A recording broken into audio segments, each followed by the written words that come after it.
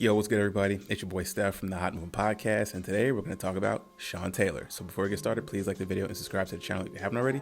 So let's get moving. Okay, so Sean Taylor was a former free safety who played, formerly known as the Washington Redskins. Now they are known as the Washington Commanders. He tragically lost his life in 2007 at the age of 24 due to a armed robbery that took place in his home in Florida.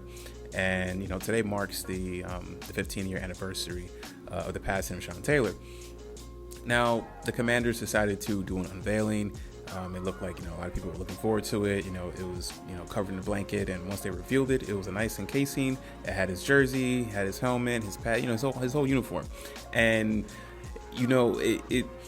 but the odd thing is that it was like a wired mannequin. So it wasn't even like, a mannequin to even look like him. Wasn't even a statue. It was just a wired mannequin with his jersey. It looked really just thrown together. And I just thought that was unfortunate. You had all these years to really plan something to commemorate him. I mean, he's part of the Commanders' 90 greatest players. In his short playing career, I mean, he was a two-time Pro Bowl. He was a fifth pick in the NFL draft in 2004. He was living up to the billing of being a top pick. He's a really good player, and no doubt in my mind that he would definitely been in the Hall of Fame if he hadn't tragically lost his life at such a young age, right? So for this to be unveiled, and it's like nobody in their department thought that, hey, we can do something a little bit better. I mean, it's been 15 years, let's find a better way to honor him, whether a statue. Honestly, it would have been better if they just had like a really nice plaque for him, if they don't already have one, but have a really nice bust, something, man. But this just looks really thrown together and very cheaply, and this just highlights the dysfunction of the Commanders. We know the Commanders are going through a lot of issues internally in their front office, and despite all that, the team is actually starting to put some wins together and trying to make the playoffs. And they don't really look too much like a laughing stock. And so you have a bright hope and glimpse this season for the Commanders, and then this would have been just something nice on top of it to commemorate one of their greatest players, and they failed to do that. This just shows how I really feel bad for any ownership group that's going to look into buying the Commanders. I mean, this is what you got to deal with. You got to clean a lot of things up.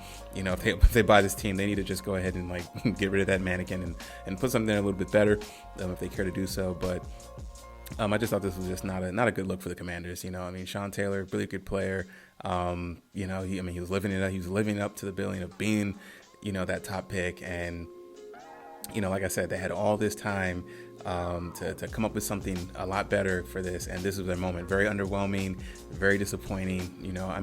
It's nice that they have something to honor him. It's good that his legacy will live on, and new fans of the Commanders and current fans of the Commanders can learn about Sean Taylor and how great of a player he was.